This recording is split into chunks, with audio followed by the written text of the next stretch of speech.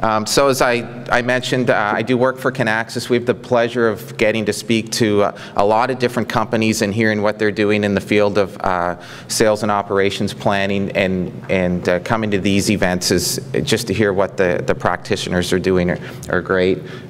So we're going to talk a little bit about integrated business planning, fact or fiction. I'll give you the answer right now. It's fact. Or maybe it's fiction, I don't know, we'll figure it out. Trevor didn't tell me the answer. And John alluded to it, that you're probably hearing the term integrated business planning. Is it a new name for sales and ops? Is it something different? So we'll talk a little bit about that.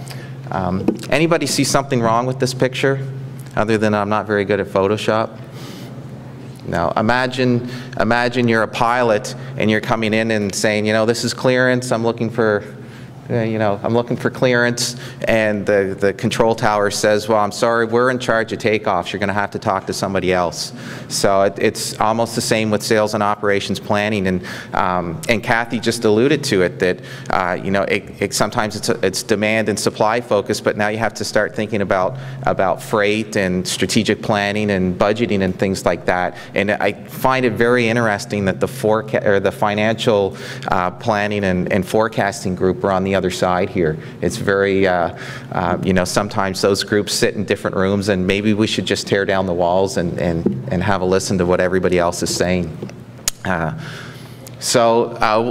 talk a little bit about the market drivers. All of our speakers already alluded to some of those market drivers. IBP, is it really just mature? S&OP, is there a reason we should renaming it? Talk a little bit about that. We'll talk about, and this is probably in order of important, but people, process, and technology. We recognize that it's really the people that make it happen. But again, Natalia looked at 9 different vendors. There are a lot of people out there trying to do something different for a process that was really developed 30 years ago, and today still is managed in Excel spreadsheets. How many people are using Excel spreadsheets today? Yeah, quite a few. So great personal productivity tool, but folks are starting to realize that on a global nature, it's not scalable enough to manage the business. So we'll talk a little bit about that. So some of the market drivers. This is probably analogous of a lot of your supply chains, and we've seen it already. If you think about the difficulties, I'm not going to pick on, I'm actually not kicking the demand planners why they're down, sort of to John's point. I just really would sympathize with them. I think somebody asked the question, what do you consider an accurate forecast? I'm glad I don't have to do that because of the difficulties. We've talked to some companies. I think over 78% of all companies never reach 50% on time, or forecast accuracy over 50%, and 87% of all statistics are made up on the fly. But either way, I think we can agree that it's difficult to forecast today. And the minute that you forecast something, it's likely going to change. You think about, it's almost depressing to pick up the paper. I picked up the paper this morning. It was all about the debt crisis. Nobody forecasted the downturn. What's the price of oil going to be in a half an hour? It's really, things have changed since the 30 years when S&OP had started. So the other thing, obviously, those volatile supply-demand challenges also have impact on things like budgets and strategic planning. So you're starting to see other approaches like zero-based budgeting and things like that. But obviously there are other players involved in that S&OP process other than just the operations people. So very interesting. A lot of the, and I'm sure, how many people are involved in setting inventory policies and inventory strategies in the room? A few people. And really that's just all about risk. For all the lean guys, we've been taught inventory's evil. We don't like it, but it's one of those necessary evils. And again, there's a lot of work that goes in, and this was an example from HP. And if you can think about, and again, that's a whole other topic that we could probably have another conference on, but all those different strategies depending on the low runners to the high runners, and those different, the intermittent demand and all that, and all those different strategies that you will put in place units to sort of protect against that volatility. The interesting thing is that they're typically expressed in units, but obviously they have a great financial impact. So if you get the CEO and the financial people, they see the business like that, but supply chain is very unit-based, and in a lot of cases, sales and ops has become very operational in nature.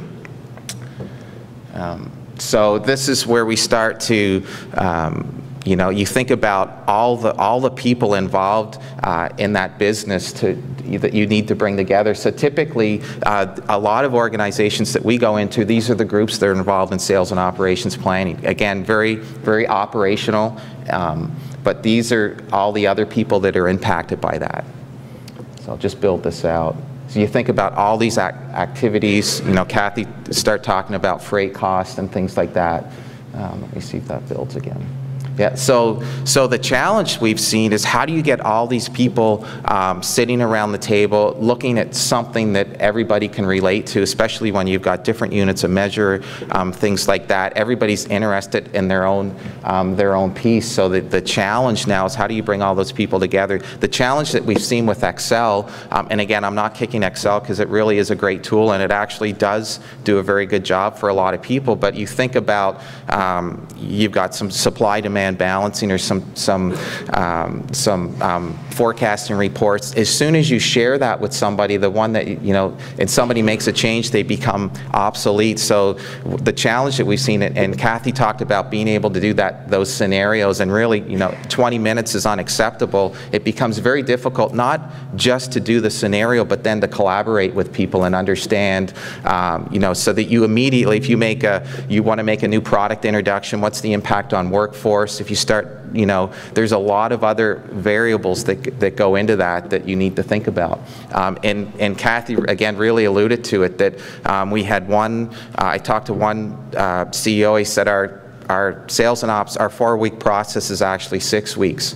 It takes me 6 weeks to get the wrong answer. So, you know, again, it's the cycle time of that. You know, how do you bring everybody together, reduce the cycle time? Because the other thing that we're hearing is the ability, and you talked about it, is to be able to do those what-if analysis. That we've seen that what-if become more prominent, that a lot of people are running on optimistic and pessimistic. Well, what if this happens? What if the oil price drops? What if the you know, the factory shuts down? And if you think about what happened in Japan, I hate bringing the example up because it really is tragic. We talked to a pharmaceutical company, said, you know, it was horrific what happened, but our supply chain has to keep going. There are people waiting. Literally, there are people whose lives and health will be affected if we don't keep our supply chain going. So the challenge for them, it got into, you know, the single source people. There's other questions to ask. How did they reallocate that limited supply? What's the impact on the budget? All that. It's just the change that we're seeing today. It's just it's phenomenal. So IBP, mature S&OP, any Ollie White folks? Actually, I know Ollie White is here. They might be out at their booth. So, so if you saw the library out there, really good information. They had a paper, and they said, do we really need to call S&OP something else? Integrated business planning, and they start talking about that. And I think integrated business planning was really what S&OP was all about. You know, 30 years ago, it was integrated, and their thought was we just needed to call it something else because a lot of S&OP processes have evolved that it's very operational in nature. So we've left out those strategic and financial elements of the S&OP process. So they felt by renaming it IBP that it would draw attention that maybe they're not necessarily flaws, but some gaps in current sales and operations planning process. This was Gartner's view on it. You know, Gartner talked about IBP as being that gap between sales and operations planning and corporate objectives, and being able to use corporate performance management to track that. So they had a different view. So I guess to answer the question, is IBP fact or fiction?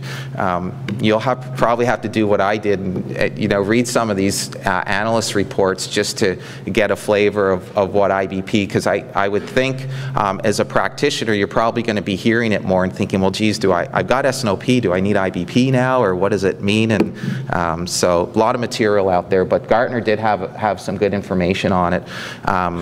So the idea was, we talked about, you know, all these participants, so the challenge is, why can't we just go to one place for this? So from a technology challenge, it's become difficult, you know, and I really, and Natalia's difficulty, that data, that mountain of data, a lot of times when you start consolidating that data, it just turns into a data landfill, and it becomes very difficult to make any sense of that. So certainly a challenge for the practitioners in the room.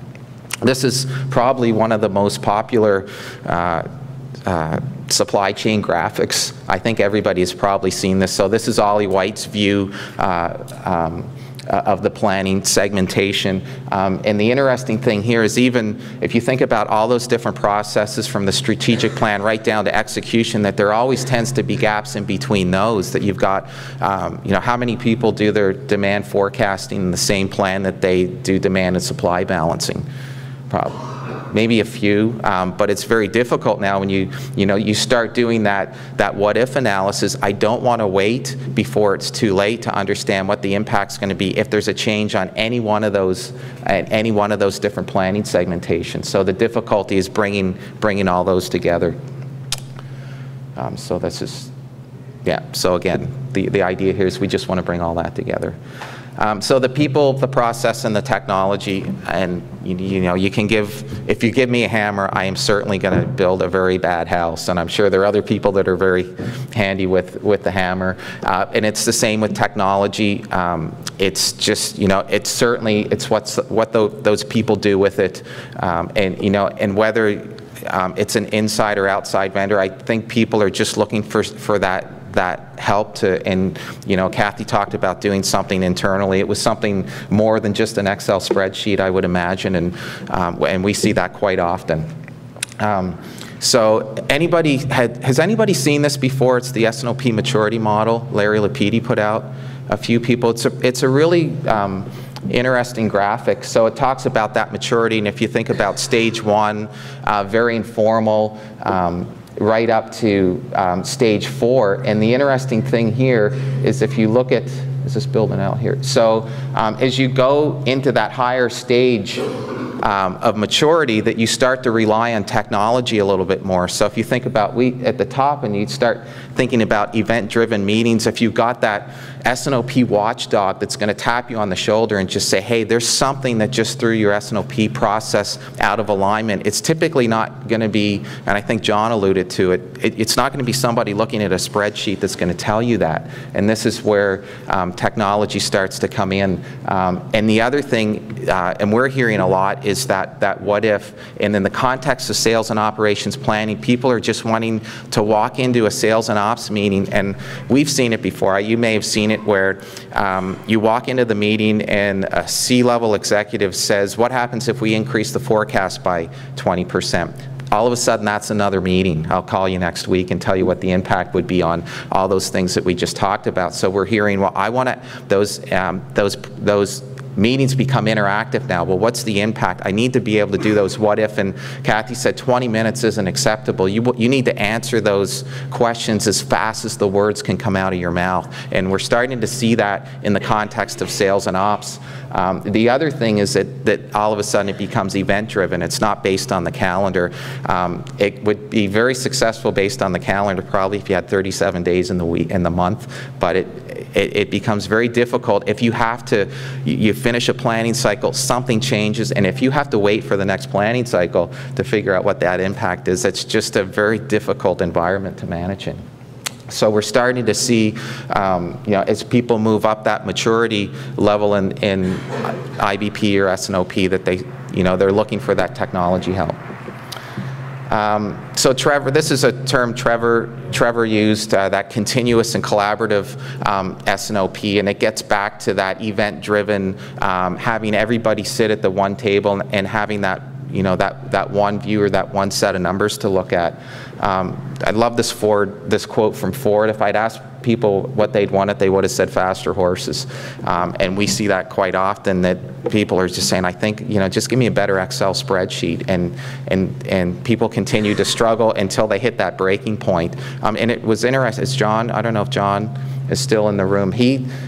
Oh, there, you sounded like your S&OP process almost evolved. It didn't sound like you hit the wall and then you needed to do something else, that it really was an evolving process, which I think is very, very impressive. But it just, we do see people that kind of hit that wall and realize that they had to do something different when it comes to technology. So just a couple things of what we mean. Again, if you take anything about IBP and you want to add it to your sales and operations process, it would be that word integrated. If you think about it, it's one of the best acronyms out there. It's very descriptive. It's that integrated business planning, which was really what S&OP was designed to do 30 years ago. We talk about and, not, or, so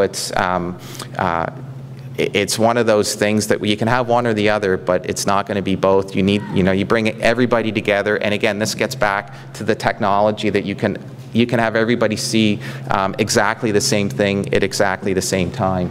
The collaborative, not linear. Could you imagine it would be like if you had to get to the 32nd floor of a building? So while you could take the stairs and you could only go up one floor at a time, or you can take an elevator, you could get the people that you wanted to get in there. If you needed to go to that 32nd floor, you just hit the button, you go. If you have to come back down to the 12th, you can hit the button and review what's going on the 12th floor. So it's very much like that it's not always a linear process that's and one person does their function and then they hand it over and do another function. A very collaborative process. Again, we talked about the event being event-driven and not basically driven on the calendar. If you remember that other graphic, the spaghetti diagram with the view of the supply chain, there's just a lot of things that happen every day, every hour that's going to impact your strategy. So if something changes, for the tsunami, for example, if something changes to drive or to cause that strategy to go out of alignment, you want to know about it and you want to course correct. So for the folks that are doing forecasting, the other element that they need to think about, it's not that I'm going to build the best plan, but it becomes, part of it becomes now how good can you respond? There's going to be change. The forecast is going to be wrong. So we know we're going to have to do a good job of when we get hit with a change, we're going to be able to respond to it. And this gets back into that what if any time. So within the context of the planning process, you want to go through those different scenarios. What if we launch this product versus that product? What if we build in this region? What's the trade-off between that and freight costs? You want to do those types of what ifs very fast in the context of the planning process, but then you also need to do the what if when you get hit with that unexpected. So you need the what if sort of to drive the tap on the shoulder to say something's changed, you need to pay attention to it, and then you need to be able to do the what if to drive resolution. So the resolution could be a number of different things. Maybe I'm going to use substitution, go to another source, all those different things that you can immediately test to see what the impact would be on strategic goals and budgets and things like that. Okay. So I tried to get through that because I know we've been in here for a little bit. We're a little bit ahead of schedule, so I would really like to give you a little extra time, but I'll take any questions if you'd like. Before I do that, though, if you do have any specific Kinaxis questions, our booth is outside, I think just outside one of the doors. Yeah, we'd be happy to answer any questions. Obviously, you're all tired of hearing me talk then, so, and we know it's break time. So we're fortunate enough to visit a couple things. I'll just leave you with a couple things. We went through and this is all real stuff. We went through and we saw what were the top 5 signs when people needed to, install or redevelop their S&OP process. These are the signs that you want to watch out for. So your VP of manufacturing calls it sales or operations planning. You might want to check about that. Your IT director just extremely excited about the new S&OP tool he just purchased called Excel. You might want to check that out. Your CEO pronounced it sales and oops, that's not good. You just hired a new S&OP consultant, Zelda, the online psychic. And you hold a tribal council to vote off the customers that aren't going to get their orders. So if you do any of those things, you better reconsider a new S&OP process. And we'll see you a quarter after.